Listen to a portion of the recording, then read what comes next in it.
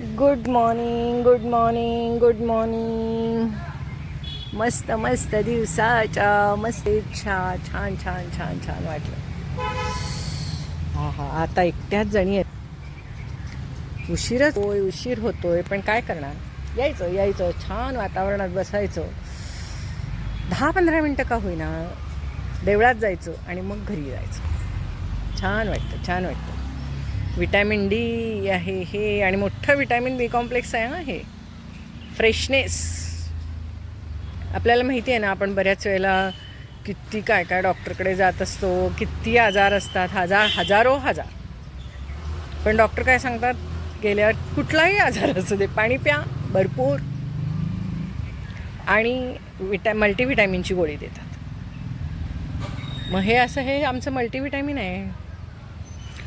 अलीकडे तर तुम्हाला सांगते, काही वेळेला असं ओठ आपोआपच आतून फटफट होत असतात. डोळ्याची पापणी फडफडतांचा सगळ्यांचा अनुभव आहे. काही वेळेला ओठ फडफडतो, काही वेळेला गाल फडफडतो असा, काही वेळेला अशी एखादी नस फडफडते,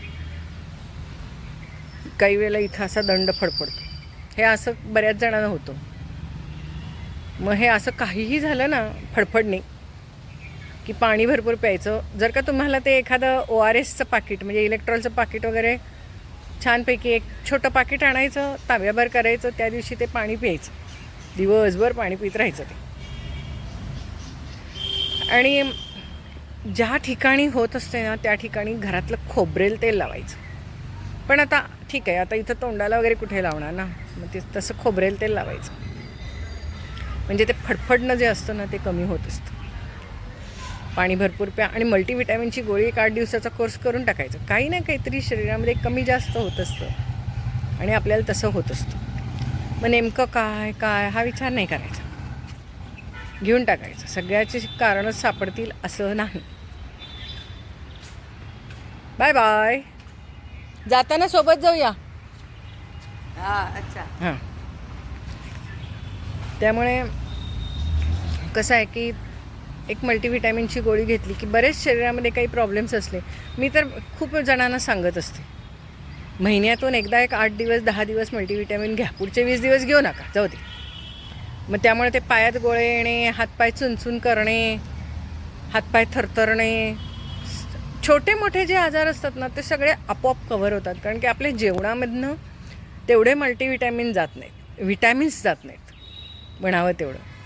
जरी आपण विटॅमिन्स घेतले, अगदी पावडरी खाल्ल्या, तरीसुद्धा आपल्या शरीराची ती ताकद आहे की नाही पचवण्याची, हेही तेवढंच महत्त्वाचं आहे ना.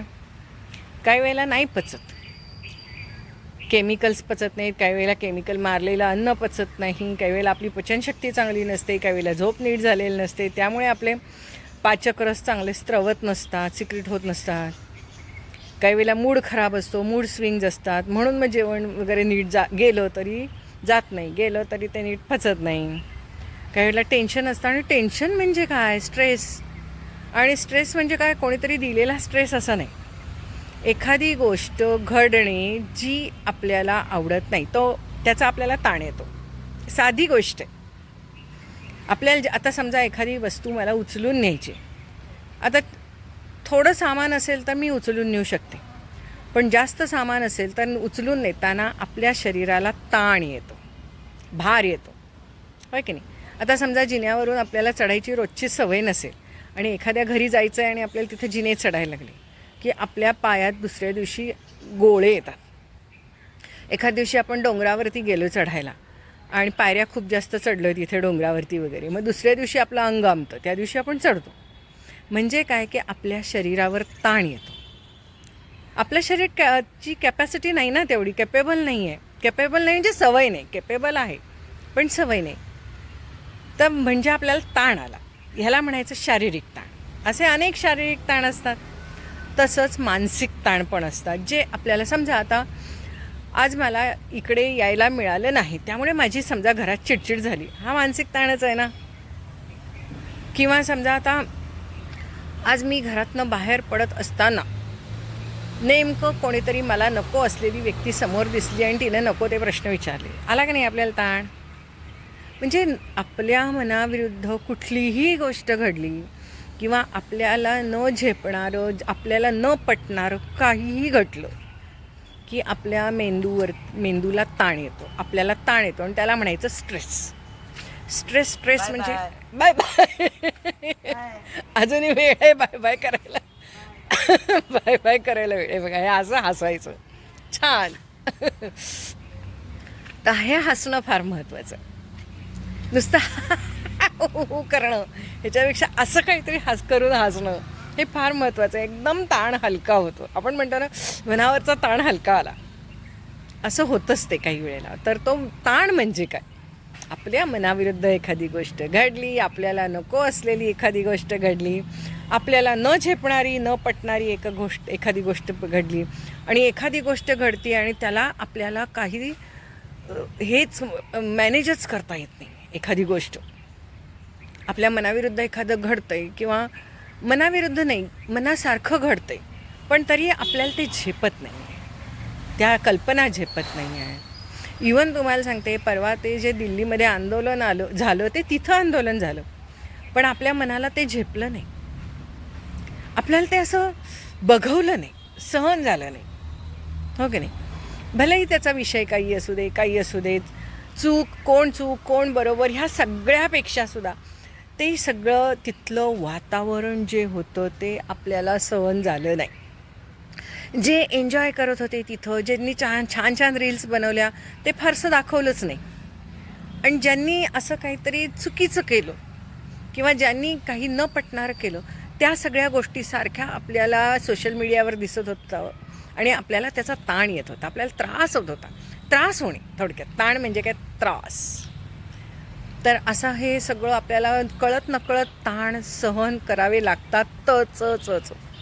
आणि हे काय नेहमी आपल्या बाबतीत घडतं असं नाही. समोरचं दिसणारं सुद्धा आपल्याला काही वेळेला दुसऱ्या व्यक्तीच्या बाबतीत घडणारी सुद्धा गोष्ट, दुःख हा सुद्धा एक मोठा ताणच आहे, नाही का. एखाद्या व्यक्तीच्या बाबतीत घडणारं अन्याय, तो सुद्धा आपल्याला येणारा ताणच आहे, कारण आपण त्या ठिकाणी काहीच करू शकत नाही, आपल्या हातात नाही काही. त्यावर मार्ग काढणं, सोल्युशन काढणं, तरी आपल्याला ताण येतो. म्हणजे ताण म्हणजे काय, स्ट्रेस म्हणजे काय, ह्या सगळ्या गोष्टी म्हणजे ताण. आणि आजूबाजूला असा ताण हा प्रचंड असतो, सगळीकडे असतो. आणि त्यामुळे मग हा ताण रिलीज करायचं, आणि ह्या ताणामुळे हे असं काहीतरी छोट्या मोठ्या गोष्टी आपल्याला होत असतात. म्हणून मी नेहमी म्हणते की महिन्यातनं एक 10 दिवस तरी मल्टीव्हिटॅमिन घ्या. महिन्यातनं 10 दिवस तरी मल्टीव्हिटॅमिन घ्या. मी एक दिवसाआड हल्ली घेते. महिन्यातनं एक 7-8 दिवस मधनंच काहीतरी आयर्नच्या गोळ्या खाईन, मधनंच कॅल्शियमच्या खाईन, असं काहीतरी करत असते मी. कारण वयोमानानुसार आपल्याला या सर्व गोष्टी आवश्यक आहेत. आपण असं म्हणू शकत नाही की नाही मी काही हे करणार नाही, मला काय गरज नाही, किंवा मी आता नुसतं केमिकलवालं काही खाणार नाही, असं आपण नाही म्हणू शकत. सगळ्याला आपण फेस करून गेलं पाहिजे. मी हे करणार नाही हे म्हटलं ना की मग तुमच्या शरीरावर ताण येईल, तुमच्या अवयवांवर ताण येईल, तुम्हाला आजार निर्माण होतील, म्हणजे अस्वास्थ्य, मानसिक अस्वास्थ्य निर्माण. त्यासाठी हे असं जेव्हा पापणी फडफडते, हे होते ते होते, अशा वेळेला छानपैकी मी तुम्हाला सांगितलं तसं पाणी भरपूर प्यायचं, सरबत प्या, किंवा मग ORS विकत घेऊन या, एक 10 रुपयाची पुडी, ती पाण्यात घालून प्या, आणि मग नंतर एक मल्टीव्हिटॅमिन कोर्स घेऊन टाकायचा. म्हणजे अशा गोष्टी आपल्याला होत नाहीत, छोट्या मोठ्या आजार जे असतात ते आपल्याला होत नाही. आणि हे आमचं असं हे विटॅमिन आम्ही घेतच असतो.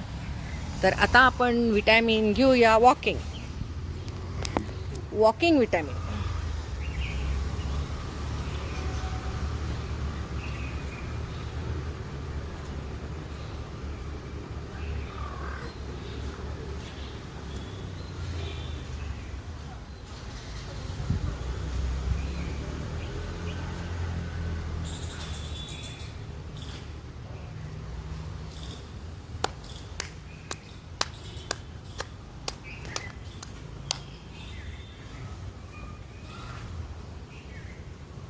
आज ना गवत वाढलंय फार, त्यामुळे ते ओलं लागायला लागले, नाही का.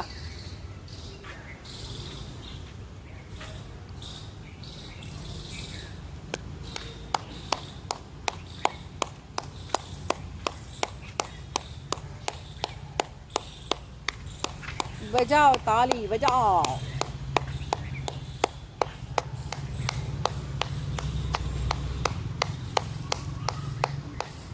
दिसायला हा व्यायाम सोपा आहे असं वाटतं. ह्यानं काय होईल, यानं काय होईल, यानं काय होईल हे केल्यावरच कळेल. खूप साऱ्या आपले दुखण्याचे जे आजार असतात की नाही, ते सर्व ह्या छोट्या छोट्या गोष्टींनी कमी होतात. हाडांचे, सांध्यांचे कधी आपले कमी होतील, पण नियमितता पाहिजे. कधी कमी होईल सांगता येणार नाही. म्हणून मी भजनाला गेले की नाही तेव्हा सुद्धा टाळ वाजवत नाही. मी एकटीच टाळ्या वाजवते, बाकी सगळेजण टाळ वाजवते. टाळ्या वाजवल्याने इतकं हे सगळं हलकं पडतं ना, बाकी पाठीचं वगैरे सगळीकडेच हलकं पडतं.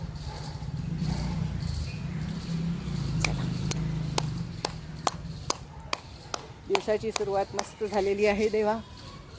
सूर्यनारायण. ओम भूर्भुवः स्वः तत्सवितुर्वरेण्यं भर्गो देवस्य धीमहि धियो यो न प्रचोदयात्. सूर्यनारायण नमः. ओम त्र्यंबकं यजामहे सुगन्धिं पुष्टिवर्धनम् उर्वारुकमिव वन्दनात् मृत्योर्मोक्षीयमामृतात्. र शब्द जास्त म्हटला गेला पाहिजे. म्हणून ते रामाय रामभद्राय रामचंद्राय वेधसे रघुनाथाय नाथाय सीताया पतये नमः. श्रीराम जय राम जय जय राम. श्रीराम जय राम जय जय राम. श्रीराम जय राम जय जय राम. जय श्रीराम. र जास्त म्हटला गेला पाहिजे. आणि आपल्या श्लोकामध्ये र, पुन्हा आम टाम काम हे सगळं जास्त म्हटलं गेलं पाहिजे. म्हणजे काम खाम गाम घाम काम चाम छाम जम जम याम टम ठम डम ढम नाम पम फम बम भम माम यम राम लाम वाम श्याम साम सो शो हो शम हम ळम क्षम ज्ञम हे जास्त म्हटलं गेलं पाहिजे. यानं की नाही फार मोठं काम होतं आहे. आपली जी 7 चक्री असतात ना, शरीरातली 7 चक्र, ती हळूहळू हळूहळू त्याच्यात ब्लॉकेजेस आलेले असतात, ती मोकळी व्हायला लागतात. पण आपण सातत्याने करत नाही हो. मी सुद्धा करत नाही सातत्याने. म्हणून ते देवळात जायचं, म्हणजे तेवढा एखादा श्लोक तरी रोज नियमितपणे म्हटला जातो. चला बाय.